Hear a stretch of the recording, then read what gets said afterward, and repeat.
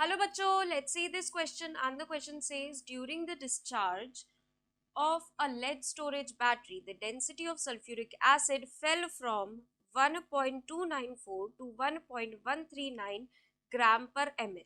Sulfuric acid of density 1.294 gram per ml is 39% H2SO4 by weight, and that of density 1.139 gram per ml is 20% H2SO4 by weight. The battery holds 3.5 liter of the acid and volume remained practically constant during the discharge. तो बच्चों यहाँ पर क्या बोला गया है? यहाँ बोला गया है कि अब तक कि जो डिस्चार्ज हो रहा है लेड स्टोरेज बैटरी में, वहाँ पे जो डेंसिटी है सल्फ्यूरिक एसिड की, जब डिस्चार्ज होने लगा स्टार्टिंग में इतनी डेंसिटी थी, फिर बाद में इतनी हो गई। जब डेंसिटी स्टार्टिंग में 1.294 ग्राम पर एमएल थी, तो उसमें 39% H2SO4 बाय वेट था, और जब डेंसिटी 1.139 ग्राम पर ml हो गई डिस्चार्ज होने के बाद, तो उसमें जो H2SO4 प्रेजेंट था वो 20% बाय वेट वहाँ प्रेजेंट था। अब बोला है कि अगर बैटरी 3.5 लीटर ऑफ एसिड को होल्ड कर सकती है करती है and the volume remain practically constant during the discharge, और प्रैक्टिकली जो वॉल्यूम है वो उसमें कोई चेंज नोटिस नहीं हुआ, मतलब वॉल्यूम 3.5 लीटर का 3.5 लीटर ही है। आगे तो ये बोला है कि क्या कैलकुलेट करना है, नंबर ऑफ एम्पेयर आवर्स। क्या कैलकुलेट करना है? Ampere hours for which the battery must have been used the charging and discharging reactions. तो बच्चों यहाँ क्या बोला गया है कि हमें कैलकुलेट क्या करना है, ampere hour, number of ampere hours. अब देखिए चार्जिंग और डिस्चार्जिंग दोनों के लिए हमें रिएक्शंस दी गई है।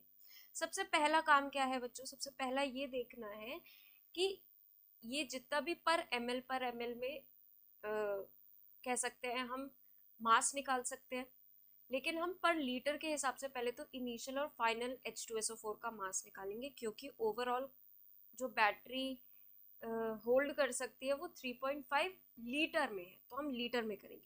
तो हम ये लिख सकते हैं initial mass of H2SO4 is equals to, तो इनिशियल मास क्या आएगा बच्चों? 1294। देखिए बच्चों हम इसको ग्राम पर लीटर में लेके चल रहे हैं कि 1 लीटर में कितना ग्राम सल्फ्यूरिक एसिड प्रेजेंट होगा। क्यों? क्योंकि जो हमें ओवरऑल पूरा कह सकते हैं बैटरी बोलिए, उसको एक कंटेनर मान सकते हैं, तो वो मैक्सिमम 3.5 लीटर होल्ड कर रहा है, वहाँ पे इतना ही वो होल्ड कर रहा है। तो हम पर लीटर के हिसाब से अगर निकालेंगे तो हम 3.5 लीटर का भी देख लेंगे ओवरऑल। अब इनिशियल मास में इतनी ग्राम पर लीटर है डेंसिटी, उसमें 39% हमारा, यानी कि 39/100 लिख सकते हैं, क्या प्रेजेंट है हमारा?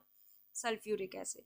मतलब 1 लीटर में 504.66 ग्राम, ये किस में है? इन 1 लीटर प्रेजेंट है। ठीक है, ये इनिशियल में। और अगर हम फाइनल मास की बात करें, final mass of H2SO4 in 1 litre, तो वो कितना आएगा वो देखते हैं बच्चों।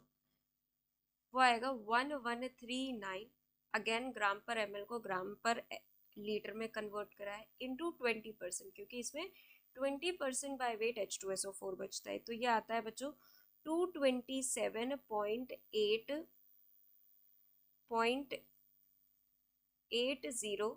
ग्राम। ये भी 1 लीटर की बात है, पर लीटर में, इन 1 लीटर।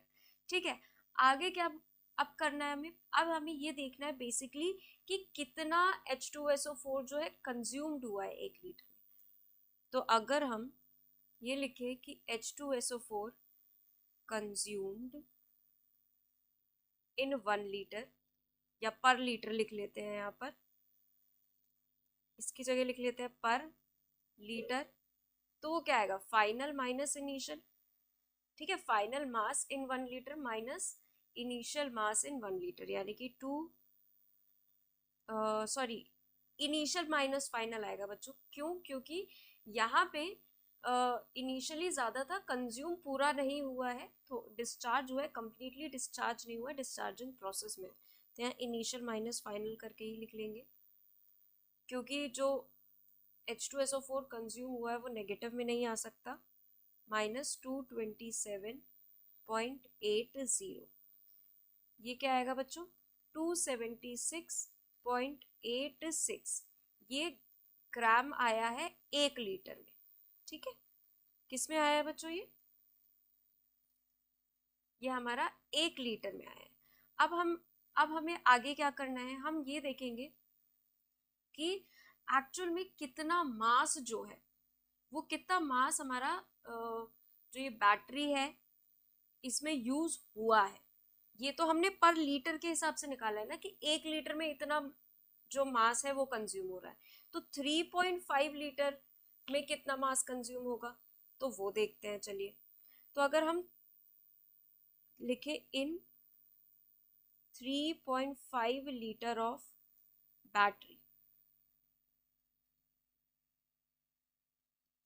तो इसमें H2SO4 यूज कितना आएगा, टोटल H2SO4 यूज्ड, या फिर लिख सकते हैं कंज्यूम्ड, यहाँ पे हम लिख ले रहे हैं यूज्ड अप, तो वो कितना आएगा 3.5 इंटू 276.88। अब 1 लीटर में इतना हो रहा है, तो 3.5 लीटर का क्या करेंगे, 3.5 से मल्टीप्लाई करेंगे, तो यहाँ हमारा आता है बच्चों ये 969 ग्राम। ठीक है, 969 ग्राम आता है। उसके बाद बच्चों, अब हमें एक बात पता है कि यहाँ से हमारा गिवन मास आ गया H2SO4 का, मोलर मास हमें पता है क्या होता है, मोलर मास 98 होता है, तो यहाँ पे given mass by molar mass जब करेंगे तो हमारा आंसर आएगा 9.88 मोल। हमने नंबर ऑफ मोल्स क्यों निकाले, अब ये देख रहे हैं। हमें ये पता है बच्चों कि जो 1 मोल H2SO4 है, 1 मोल 1 मोल of H2SO4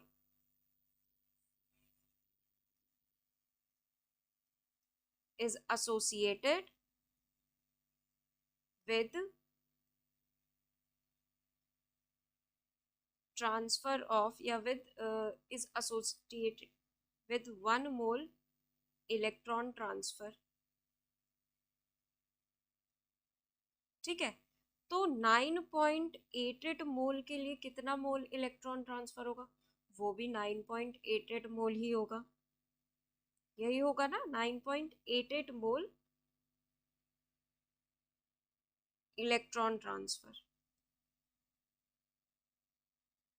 अब यहां पर बच्चों, क्योंकि एम्पेयर में एम्पेयर और एम्पेयर आर में पूछा है, तो पहले तो हमें इस मोल को कूलम के टर्म्स में करना होगा, तो कूलम प्रोड्यूस्ड के लिए क्या लिखेंगे, F इंटू 9.88, और ये आ गया हमारा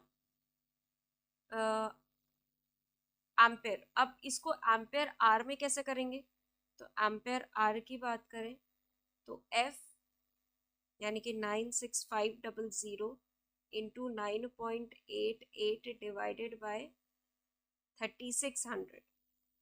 ठीक है, तो ये देखिए, ये जो हमारा निकल रहा था ये पर सेकंड के हिसाब से निकल रहा था, अब सेकंड को आर में भी तो करना जरूरी था, तो 3600 से डिवाइड कर दिया हमने, तो यहाँ जो सॉल्व करके आया वो आया है 265 ampere hour. So I hope all of you understood very well. Thank you and best of luck.